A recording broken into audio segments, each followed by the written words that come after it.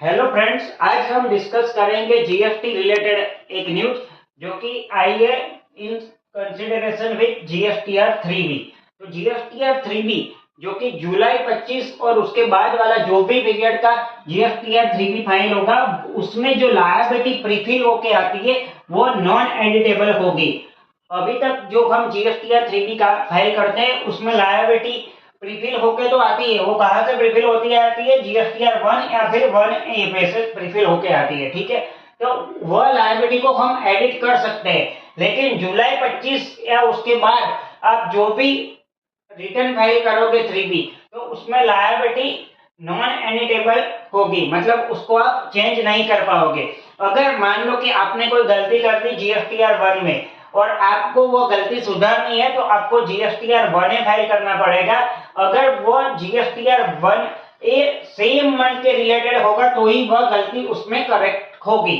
मतलब जैसे ही आप जीएसटीआर 1A फाइल करोगे उसके बाद आप 3B फाइल करने जाओगे तो उसमें आपको लायबिलिटी नॉन एडिटेबल मोड में जो भी मिलेगी वो आफ्टर करेक्शन मिलेगी।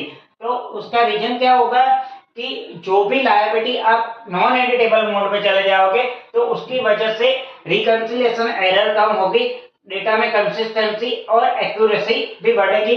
तो उसी रीजन की वजह से गवर्नमेंट ने ये स्टेप लिया है कि जीएसटीआर 3B की लायबिलिटी नॉन एडिटेबल मोड में आएगी ऑन और आफ्टर जुलाई 25 टैक्स पीरियड।